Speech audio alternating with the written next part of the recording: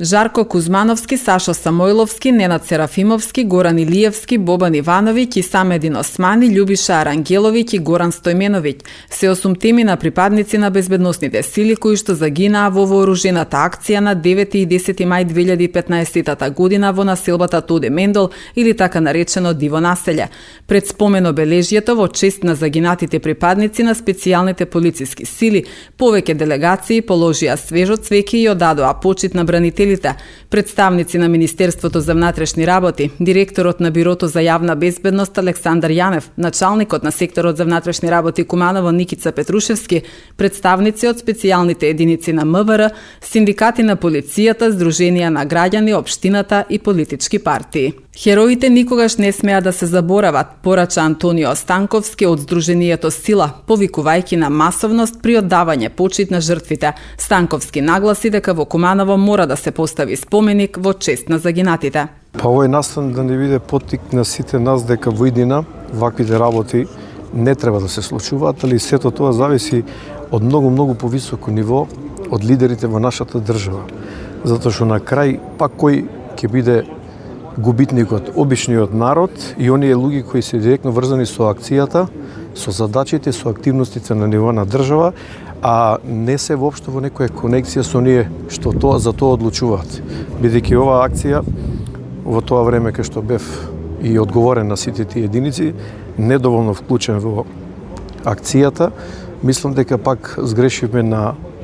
највисоко ниво за да ова вака се случи. Али мојата порака, малку денеска сум и револтиран на бројката на присутните граѓани во самата црква, кај што беше настанот,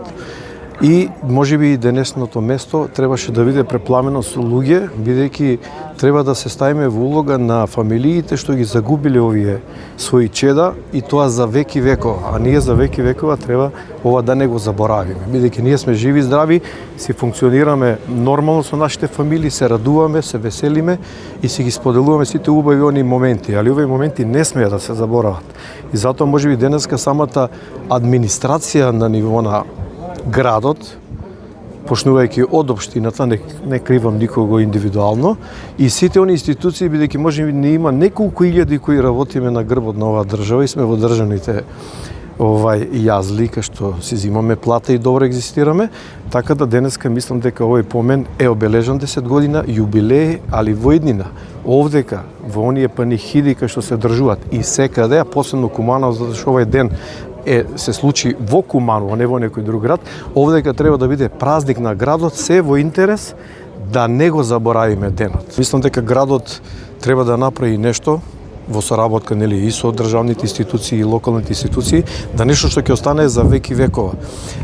Бидејќи овој настан ќе и биде во историја, веќе и 10 години денеска, а треба дека утре ќе се слават и 100 годишници од ова, бидејќи таквите настани не смееме да дозволиме да се случуваат. Во тој контекст, јас сум председател на едно здружение Сила, каде што веќе имаме такви активности и сме поборници на тоа да нешто што било да не сме да се заборави. Дали е добро или поготово лошото, а ова е, да кажеме, црн ден за градот Куманово и Македонија. Спомен плочата во чест на загинатите, поставена во кругот на секторот за внатрешни работи Куманово, свечено беше откриена на 23 август 2023 година во рамките на програмата за одбележување на годишнина од формирањето на единицата за брзо распоредување. Во централното градско подрачје изработен е и мурал "Хероите вечно живеат".